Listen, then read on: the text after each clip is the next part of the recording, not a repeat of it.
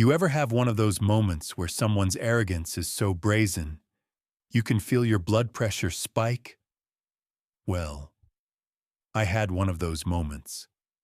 She thought she was clever. She thought she was fast. But I reminded her, in the most satisfying way possible, that life isn't just for the quick ones. Sometimes it's for the patient ones who wait for the perfect shot. Chapter 1.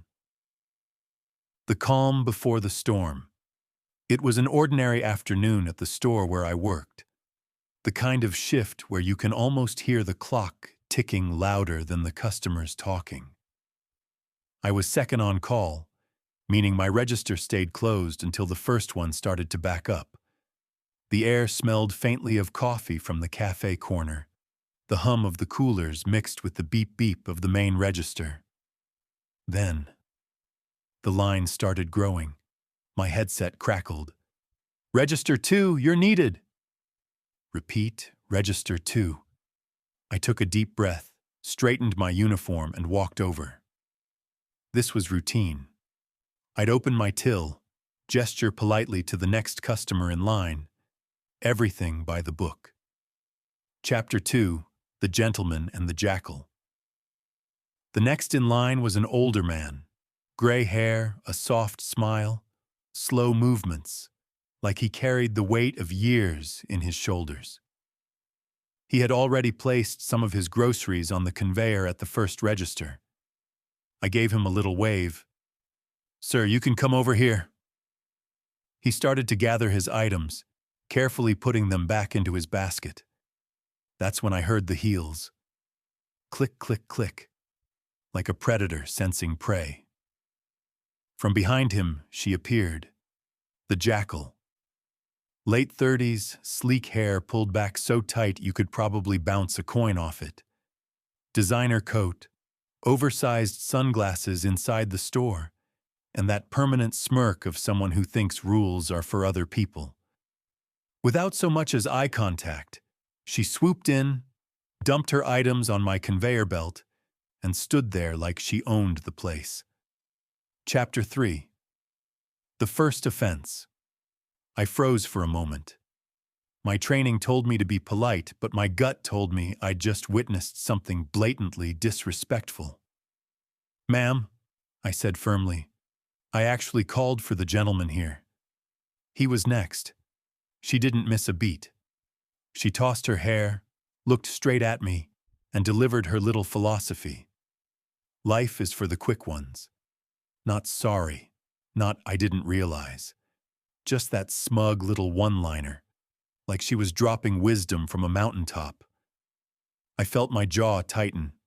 My heartbeat picked up. That phrase, so dismissive, wasn't just cutting in line. It was cutting in life. It was saying, I matter. He doesn't. The older man gave me a soft wave as if to say, "Let it go, son." So, I swallowed the urge to throw her off the register right then. But something in me clicked. If she believed in speed, I was going to show her exactly what speed could do. Chapter 4. The Setup. I started scanning her items, slow enough to be professional, but quick enough to keep the line moving. She pulled out a crisp banknote. Cash. I gave her the total, and she handed it over with the same smug air she'd arrived with. I began counting out her change, a mix of coins and notes, when she suddenly held up a hand.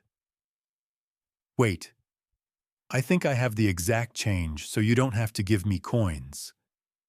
She started rummaging through her bag, keys jingling, receipts rustling, her hand disappearing into a bottomless purse that seemed to be eating time itself.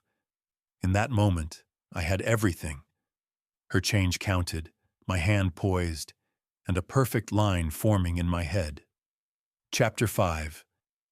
The Strike. The coins were cool in my palm, the paper note crisp under my thumb. I didn't hesitate. With a deliberate, gentle smack, I placed the exact change in front of her. Then I leaned in slightly, locked eyes with her, and smiled the brightest, most saccharine grin I could muster. Life is for the quick ones. Her face. Oh, her face. The shift from control to confusion to rage was instantaneous. A little gasp, the twitch of her jaw, and a sharp inhale as if she was about to speak. But no words came. She snatched up her things without a thank you and stormed off, heels stabbing the tile like tiny gunshots. Chapter 6. The applause you don't hear. I exhaled slowly, feeling the rush of sweet justice. The older man, still in line, caught my eye. He raised a hand and gave me a thumbs up. Small, quiet approval, but enough to seal the victory. Because this wasn't about coins, or lines, or even me. It was about proving that arrogance has an expiry date, and sometimes it's only a few minutes long. Life can be for the quick ones, but it's also for the clever ones. And on that day, I wasn't just quick. I was ready. If this story made you smile, smash that like button and tell me in the comments. What's the most satisfying instant karma you've ever seen? And of course, subscribe for more stories where justice comes fast and hits even faster.